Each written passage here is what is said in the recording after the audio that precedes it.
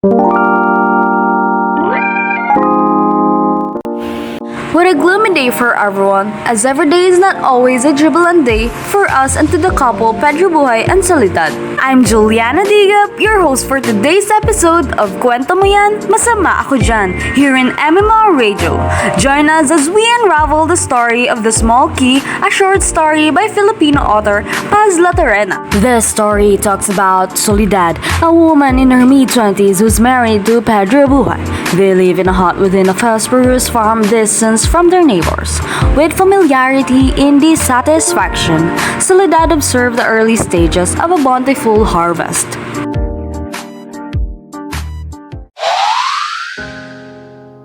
It was very warm.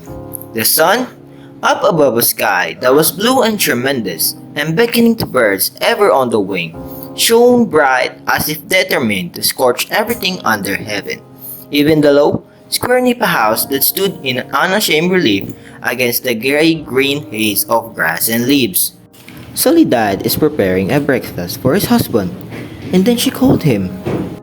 Pedro, come. Breakfast is on the table. Pedro went to the dining table. He looked up from his plate and smiled at his wife. Do you know where the shirts I ironed yesterday? She asked as she approached the table.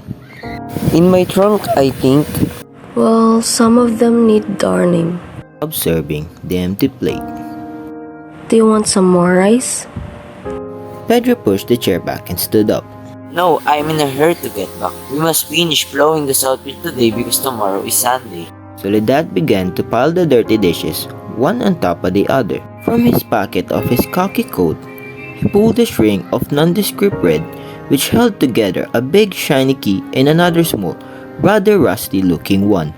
He untied the knot and detaching the big key, dropped the small one back into his pocket. Soledad watched him fixedly as he did this. The smile left her face and a strange look came into her eyes as she took the big key from him without a word. Here's the key to my trunk. And together, they left the dining room. You look pale and tired. What have you been doing all morning? Nothing. Maybe the heat gives me headache. Then lie down and try to sleep while I am gone. They looked deep into each other's eyes. It is really warm. I think I will take off my coat.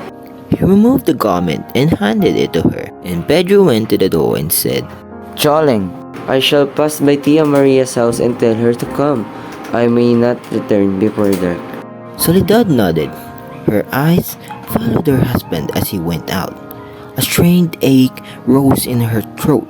Soledad looked at the coat he had handed to her, and she began to fold the garment. A small object fell from the floor with a dull metallic sound. Soledad picks it up. It was the small key. She stared at it in her palm as if she had never seen it before. She went into the small bedroom and tossed the coat carelessly on the back of a chair. But her eyes moved restlessly around the room until they rested almost furtively on a small trunk that was half concealed by a rolled mat in a dark corner. She came across the torn garment. She threaded a needle, but she pricked her finger and a crimson drop stained the white garment. What is the matter with me? Why did it matter if he chose to keep the clothes of his first wife? She is dead anyhow. She is dead. My God. She cried with a sob. Make me forget Indu's face as he put the small key back into his pocket. Suddenly, she was kneeling before the small trunk. With a long-drawn breath, she inserted the small key. There was an unpleasant metallic sound. She saw the old clothes in the picture frame of his husband's first wife. Her clothes. She saw a picture and picks it up. Then, she wants to cry. I wonder what Lali does every morning for Pedro. Flashback. Lali is preparing a breakfast. Then, she called her husband. Pedro, come. The breakfast is on the table.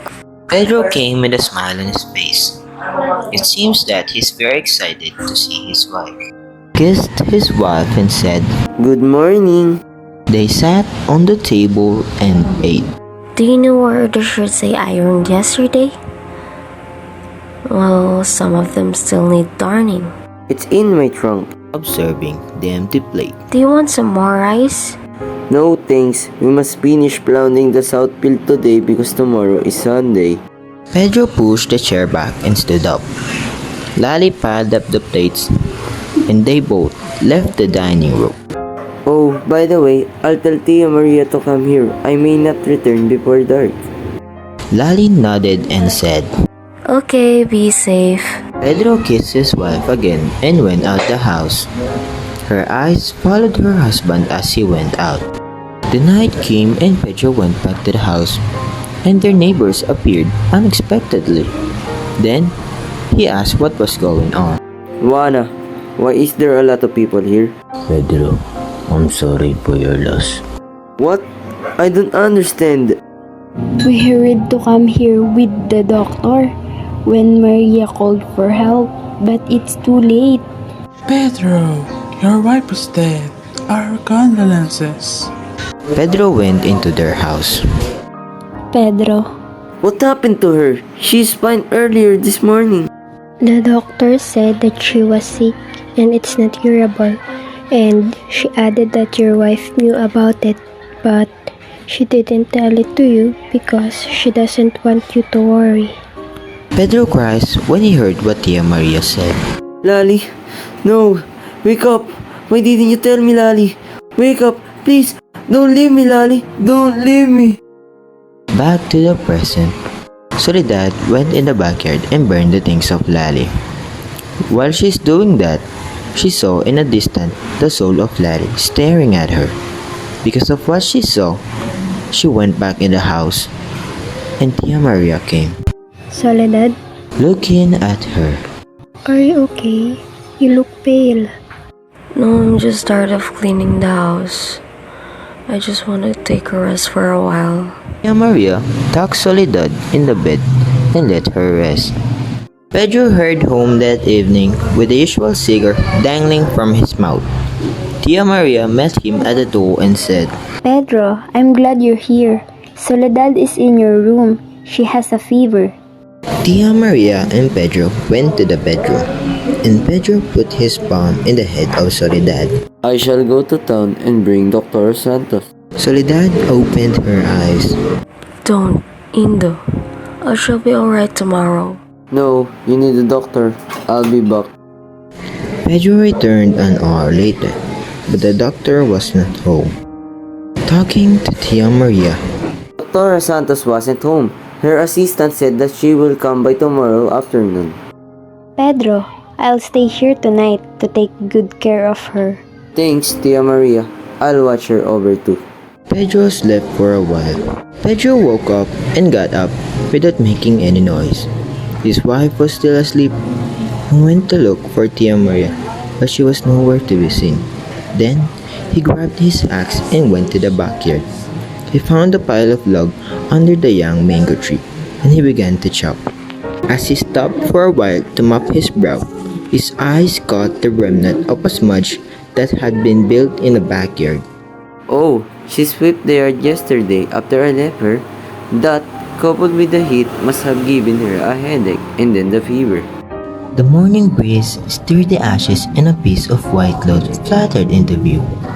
Pedro dropped his axe and he saw a half-burned panuelo. He examined the slightly ruined garment closely. This looks familiar. He went back into the house. He found his coat hanging from the back of a chair. As he stood by the small trunk, a vague distaste to open it assailed to him. Resolutely, he opened the trunk. It was empty. Someone knocks on the door. Then, the doctor came in the afternoon. The doctor checked Soledad. Dr. Santos, come in. She's in the bathroom. Dr. Santos checked on her. She's going to be fine. All she needs is a complete rest. Okay, thanks. Pedro escorted Dr. Santos to the door, and he got back into the bedroom. And there's an awkward silence in the bedroom. Do you have anything to say? Soledad was speechless. I already know what you did. Why did you have burned the things of Lali? Why? Soledad slaps Pedro's face. Don't you see? I did it because I love you. I'm jealous of her, even though she's dead. I know she's still in your heart and I can replace her. I hope you understand what I did. There's no reason for you to burn it. You are my wife, and you're the only one I love. Soledad hugged Pedro. I'm so sorry. I just did it because of jealousy. I'll make it up to you. Pedro didn't answer Soledad anymore, but somehow he knew that this incident would always remain a shadow in their lives.